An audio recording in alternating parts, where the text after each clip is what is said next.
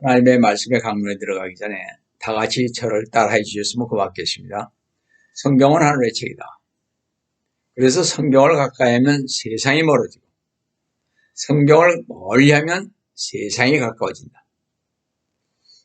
오늘도 주님 안에서 여러분과 함께 은혜의 말씀을 나누려고 하는 것은 아까 봉독해 올린 하나님의 말씀인 킹제임스 성경 요한계시록 7장 9절에서 17절로서 마지막 때의 성경을 여는 종말론 강의 85번째 제3부 요한계시록 강의 26번째로서 흰옷을 입은 사람들이라는 제목으로 이 시간 같이 은혜를 나누려고 합니다. 오늘날 주 예수 그리스도님을 믿고 따르는 성도마저도 과연 앞으로 이 세상은 어떻게 될 것인가에 대하여 생각하면서 이 시대에 일어나고 있는 여러 사건들과 징조를 보고 탄식을 하고 있습니다. 이것은 앞으로 다가올 세상에 대하여 모든 것을 알아야 하는 것은 결코 아닙니다. 다만 우리는 이 시대와 징조를 보면서 주 예수 그리스도님의 재림이 임박했다는 것을 압니다. 우리는 주 예수 그리스도님께서 다시 오신다는 복된 소망으로 기뻐하는 한편 자신의 삶과 주 예수 그리스도님을 섬기는 삶 속에서 오직 주님만을 바라보며 주님의 다시 오심을 기쁨으로 맞이하여야 할 것입니다. 성도 여러분, 우리는 주님의 초림이 문자적으로 이루어진 것처럼 성령의 강림도 문자적으로 이루어졌으며 따라서 주 예수 그리스도님의 재림도 문자적으로 이루어질 것이라 믿습니다. 많은 사람들이 이 예언의 구절들을 상징적이거나 영적이거나 비유적으로 해석하기에 좋아하지만 예수 그리스도님께서는 뭐라고 했습니다. 분명히 나는 다시 오겠다고 말씀하십니다. 우리 주님의 다시 오심을 두 단계인 공중재림과 이 땅의 재림으로 이루어질 것입니다. 1. 우리 주님께서 다시 오시는 첫 번째 공중재림은 은혜 가운데 성도들을 위해 오시지만 두 번째 이 땅의 재림은 성도들과 함께 오셔서 심판하기 위해 오실 것입니다. 둘, 우리 주님께서 다시 오시는 첫 번째 공중 재림은요, 공중에서 이루어질 것이기에 이 세상에서는 볼 수 없지만 두 번째 이 땅의 재림에서는 이 땅에서 이루어질 것이기에 모든 사람들이 직접 눈으로 볼 것입니다. 3. 우리 주님께서 다시 오시는 첫 번째 공중 재림은요, 우리를 구원하시려고 히브리서 9장 28절에 보시면 오시지만 두 번째 이 땅의 재림에서는 왕으로 오실 것입니다. 그것이 요한계시록 19장 11절에서 16절 말씀 아닙니까? 4.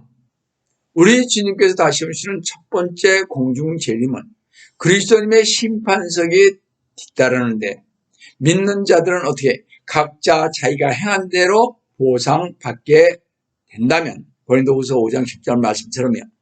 두 번째 이 땅의 재림에서는 인자이신 주 예수 그리스도님께서 직접 영광의 보좌에 앉으셔서 이 땅의 모든 나라들을 심판하십니다.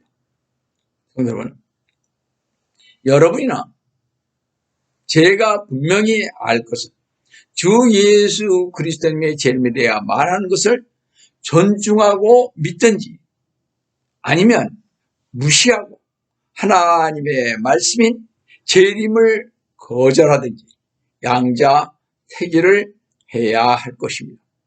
다시 말씀드려서 주 예수 그리스도님을 믿고 휴거에 동참할 것을 선택하여 주 예수 그리스도님과 함께 하늘로 직접 들어가든지 아니면 주 예수 그리스도님 없이 대환란을 이 땅에서 겪어야 할 것을 선택하여 죄 가운데 버려진 삶을 살 것인지 둘 중 하나를 택하는 길밖에 없을 것입니다. 여러분이나 제가 휴거의 기회를 놓쳤다면 이 세상에 머무는 동안 환란을 끝까지 견디는 수밖에 없을 것입니다.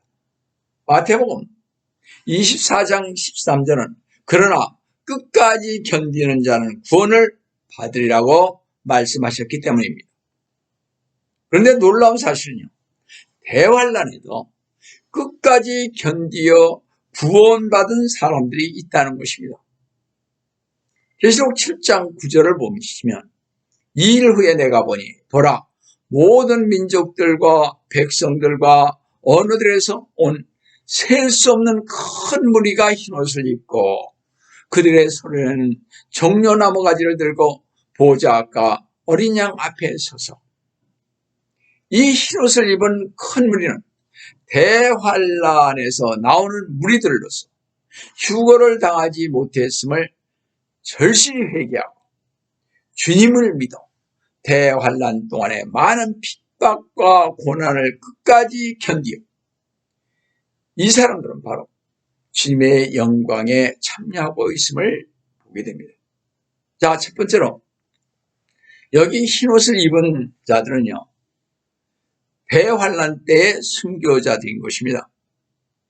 계시록 19장 8절을 보시면 세마포는 성도들의 의라고 했으며 따라서 핍박과 고난을 끝까지 인내로 믿음을 지키고 싸워서 구원의 영광과 기쁨을 맛본 성도들인 것입니다.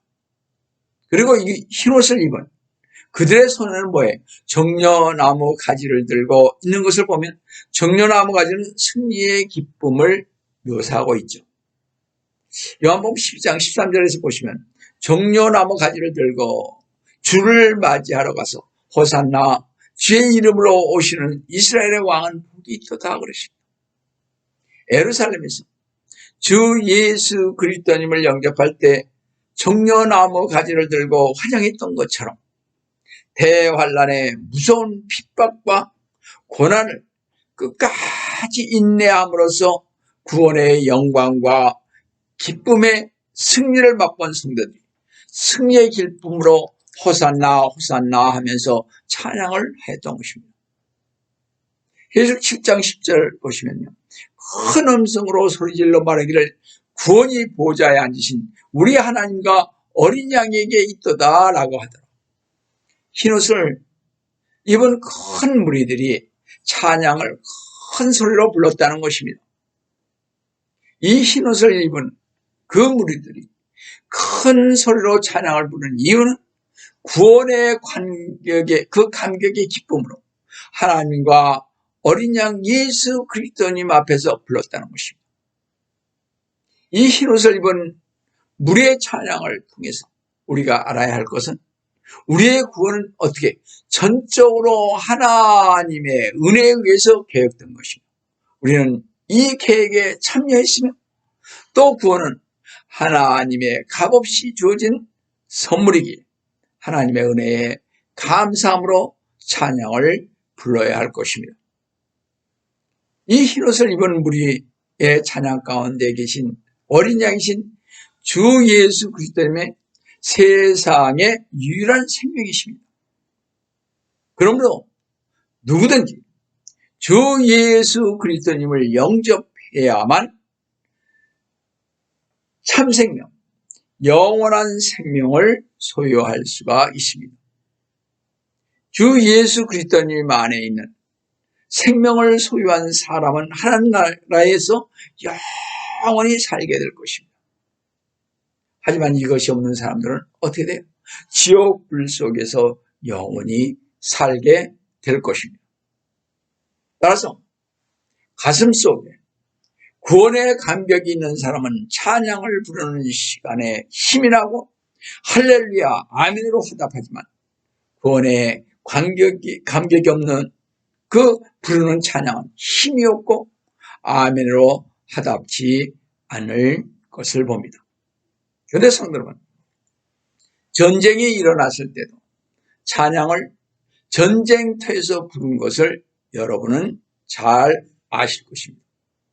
역대기야 20장 21절에서 22절을 보시면 또 그가 여호사밧 왕이요 백성들과 의논하여 주께 노래하는 자들을 임명하여 군대 앞에서 나아갈 때 거룩함의 아름다움을 찬양하며 주를 찬양하라. 그의 자비는 영원히 지속됨이라고 말하게 하였더라. 22절에 그들이 노래하고 찬양하기 시작하자 주께서 복병들을 두시어 유다를 치러 오는 암몬 자손과 모압 자손과 세일산을 대응하게 하셨으니 그들이 패하였더라. 아멘. 암몬과 모압과 세일산 군대가 유다를 침략해 왔을 때 여호사밧 왕은요 백성들과 의논하여 노래하는 자들을 세워서 하나님을 찬송케 했습니다. 대적들이 쳐들어오는데 상식적으로 전혀 이해가 가지 않는 장면이죠. 우리의 상식으로는 빨리 군대를 재정비하고 싸우러 나가야 하는데 여호사밧 왕은 노래하는 자들 군대 앞에 세워서 찬양을 부르게 했습니다. 그런데 성도 여러분, 놀라운 일은요, 그들이 찬양을 할 때 주님께서 대적을 물리쳐 주시고 승리케 해 주셨다는 것입니다. 이와 마찬가지로 계시록 7장 11절에서 이 흰옷 입은 무리가 찬양할 때 어떤 일이 일어나는지 아시겠습니까? 또 그 보좌와 장로들과 네 짐승 주위에 둘러선 모든 천사가 그 보좌 앞에 얼굴 대고 엎드려 하나님께 경배를 드렸습니다. 이 흰옷 입은 무리가 큰 음성으로 찬양을 할 때 천군 천사와 장로들이 보좌 앞에 얼굴을 대고 엎드려 하나님께 경배를 드렸던 것입니다. 천군 천사와 성도 장로들이 찬양을 드린 내용을 보시면 계시록 7장 12절에 이렇게 나와 있습니다. 말하기를 아멘. 찬송과 영광과 지혜와 감사와 존귀와 권세와 능력이 우리 하나님께 영원 무궁토록 있나이다.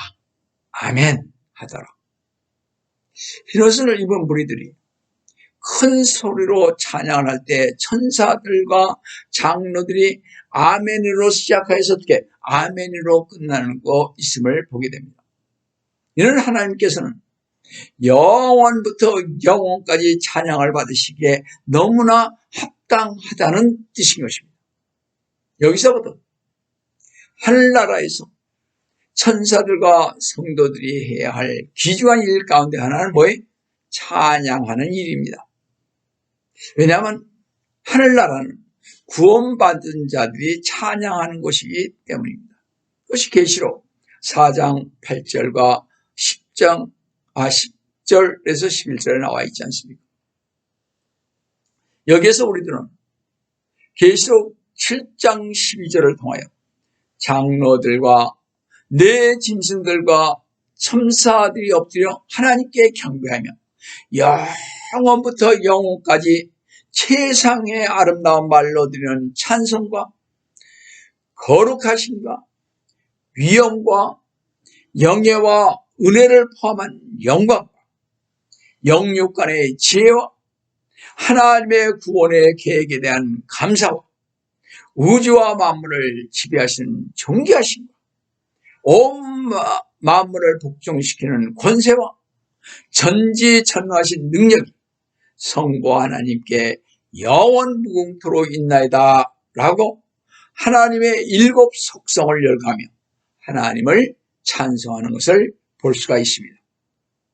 그러므로 성도는 찬송을 부를 때는 장로들과 네 짐승들과 천사들처럼 구원의 은혜에 감사하는 마음으로 구원의 은혜에 감격하는 마음으로 힘차게 부르시기를 주님의 이름으로 축원드립니다. 두 번째로 대환란에서 나온 흰옷을 입은 큰 무리들의 특권이 무엇인지 한번 보시겠습니다. 계시록 7장 13절을 보시면 그때 장로 가운데 한 사람이 대답하여 말하기를 흰옷을 입은 이 사람들이 누구며 어디서 왔느냐고 물었습니다. 장로 가운데 한 사람이 사도 요한에게 흰 옷 입은 사람들이 누구인가를 물은 것은 그 사람들이 누구인가를 인식시키기 위해서였던 것입니다. 그 사람들은 모든 민족들과 족속들과 백성에서 나온 자들이었습니다. 계시록 7장 9절에 보시면 이 사람들은 이스라엘 12지파에서 구원받은 14만 4천 명 위에 세계 만방에서 구원받은 이방인들을 가리키고 있습니다. 그런데 이 흰옷 입은 사람들은 대환란에서 나온 자들이라는 것입니다. 다같이 계시록 7장 14절을 보시면 내가 그에게 말씀드리기를 주여 당신이 아시나이다 하니 그가 내게 말하기를 이들은 대환란에서 나온 사람들이며 대환란에서 나왔습니다. 자기들의 옷을 씻어 어린 양의 피로 희게 하였느니라. 이 대환란은 7년 대환란이며 이 흰옷 입은 사람들은 교회 시대에 그리스도인으로서 하나님의 백성이 거치는 환란들과 관계가 결코 없다는 것입니다. 다시 말씀드려서 이 대환란에서 나온 흰옷 입은 사람들은 성도로서 사는 동안 이 세상에서 수많은 역경과 시련 속에서도 믿음을 잃지 않고 승리한 성도는 아닌 것입니다. 그리고 이 흰옷 입은 사람들은요, 자기들의 옷을 씻어 어린 양의 피로 희게 하였지만 이 영호교와 교회 시대의 성도들은 주 예수 그리스도님을 구세주로 영접하면 구원받았기에 어린 양의 피로 깨끗하게 씻겨졌기 때문에 우리와 이들은 다른 사람들입니다. 그러므로 이 흰옷 입은 사람들은요, 교회의 성도들이 될 수 없는 것입니다. 흰옷 입은 이 무리들은 그들이 지상에 사는 동안 전무후무한 대환란에서 믿음으로 정말 순교해서 승리한 자들입니다. 대환란에서 승리한 흰옷을 입은 자들이 보좌에 앉으신 하나님으로부터 위로의 특권을 받는 것을 볼 수가 있습니다. 첫째 특권은요, 하나님 성전에서 하나님을 밤낮 섬기는 위로의 특권입니다. 계시록 7장 15절 보시면 그러므로 그들이 하나님의 보좌 앞에 있으며 그의 성전에서 그를 밤낮 섬기고 보좌에 앉으신 분께서 그들 가운데에 거하시리라. 보좌에 앉으신 분은 이 하나님은요, 모든 피조물로부터 경배를 받으시는 분이십니다. 하나님께 드리는 경배는 위엄과 권위, 행하신 일들을 인정하고 이에 경의를 표하는 것입니다. 우리는 하나님을 어떻게 창조의 주님이라 부릅니다.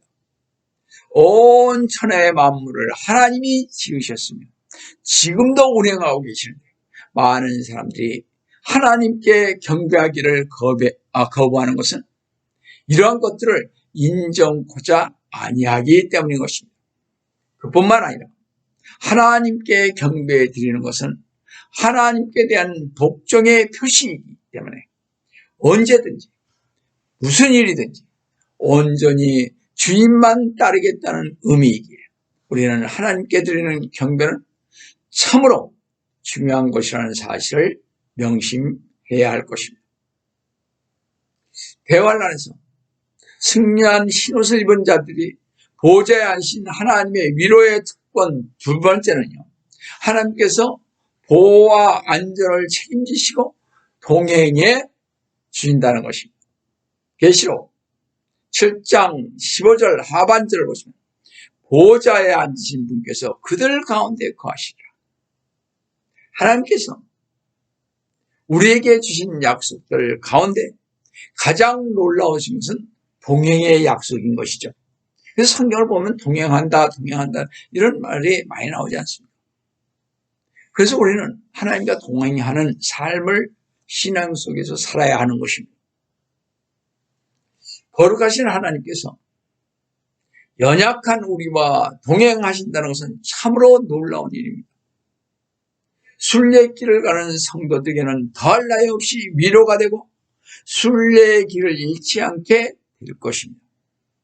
우리의 순례의 길에는 험한 길, 고통스러운 길, 낙담과 절망의 길은 물론 마귀가 파놓은 함정들도 많이 있어서 언제나 안전의 위험을 받게 되는데 하나님께서 동행하심으로 이제 더 이상 두려움과 위협에 떨 필요가 없게 되었습니다.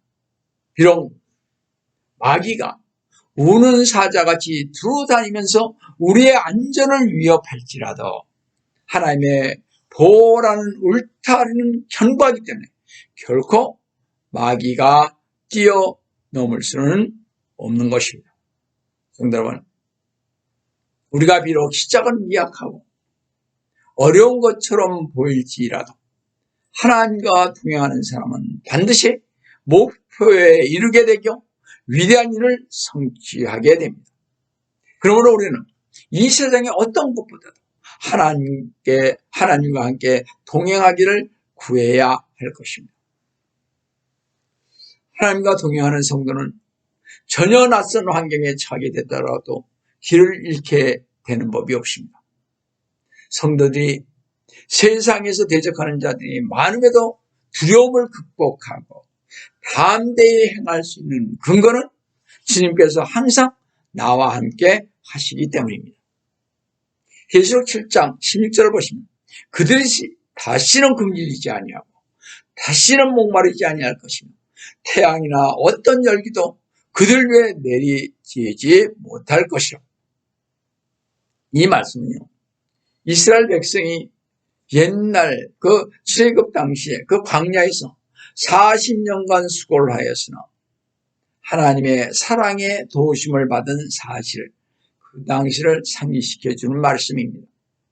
하나님께서는요, 우리가 잘 알다시피 이스라엘 백성 장정만 60만, 가족까지 모두 합쳐서 한 250만을 아무것도 없는 광야에서 40년간이나 만나와 또 생수로 먹고 마시게 하여 주셨습니다.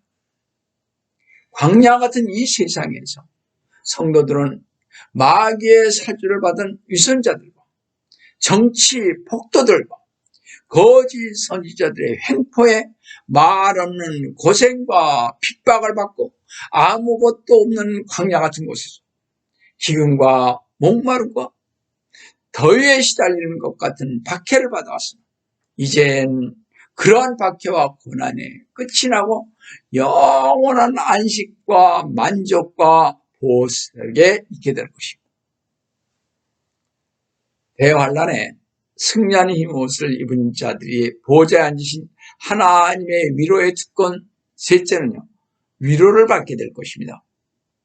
계시록 7장 17절을 보시면 이는 그 보좌 가운데 계신 어린 양이 그들을 먹이시고 생수의 샘물로 인도하시며 하나님께서 그들의 눈에서 모든 눈물을 씻어주실 것이기 때문이라고 하시더라. 대환란 때 적그리스도에게 시달린 성도들에게 어린 양이신 주 예수 그리스도님께서 친히 먹이시고 생수의 샘물로 인도하시니 성도들의 기쁨은 말로 다 표현할 수 없을 것입니다. 어린 양이신 주 예수 그리스도님께서 잔이 부족함이 없이 넘치게 채워주실 것입니다. 그리고 대환란에서 승리한 흰옷을 입은 성도들의 눈에서 모든 눈물을 씻겨 주실 것입니다. 성도 여러분, 예수님께서 죄인들 때문에 우셨고 예루살렘을 향해 우셨습니다. 성경에는 눈물이 씻겨지는 때가 두 번 있는데 첫째는 그리스도님의 심판석에서, 둘째는 큰 백보자 심판의 승입니다. 여러분이 주 예수 그리스도님을 위해 마땅히 해야 할 일을 하지 않는다면 그리스도님의 심판석에서 아마 물게 될 것입니다. 그래서 여러분은 고린도전서 3장 12절 13절과 로마서 14장 20절을 꼭 한번 보시기 바랍니다. 우리는 그리스도님의 심판석에서 우리가 쌓아놓은 보상들을 불로 시험할 때 상실될 것이며 면류관을 하나도 받지 못한 채 후회하며 눈물을 흘릴 것입니다.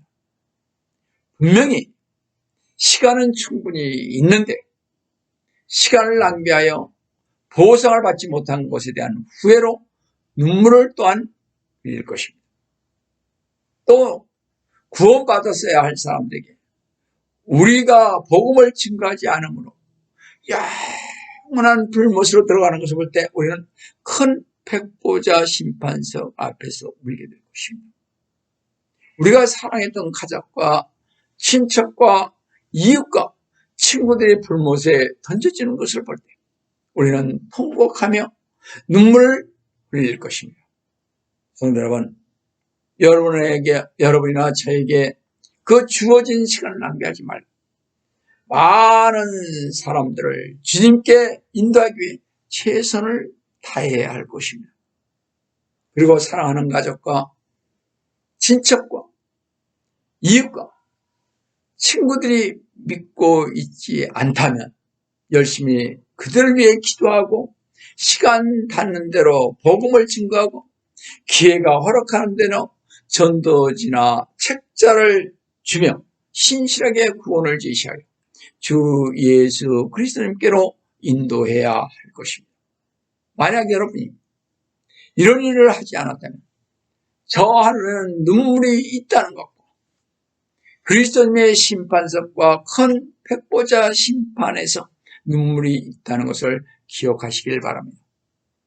이 모든 것에 최선을 다한 성도 여러분에게 또 저에게는 그리스도의 심판석에서 어린 양 예수 그리스도님께서 우리의 선한 목자가 되시며 세상에서 받아보지 못한 위로와 특권을 누리신다는 것을 또한 명심하셔서 저 하늘에서 눈물을 흘리지 않으시는 우리 성도 여러분 되시기를 속히 오리라신 주 예수 그리스도님의 이름으로 축원드립니다. 다 같이 기도하겠습니다. 사랑의 하나님 아버지, 오늘도 주님의 은혜를 진심으로 감사를 드립니다. 주님, 이 요한계시록을 통해서 그 태환란 때 가진 핍박과 가진 고문과 학대를 받으면서 목숨을 내놓고 순교한 그 수많은 사람들이 주님의 흰옷을 입고 올라왔습니다. 그러나 저희들, 이 지금 믿고 있는 저희들 그 환난에 가지 않게 주님 도와주셔서 주님 오시는 그날 우리 모두 휴거받게 하여 주시옵소서. 주님께서 오늘도 저희와 함께 해주심을 감사하고 주의 이름 받들어 간절히 축원하옵나이다. 아멘.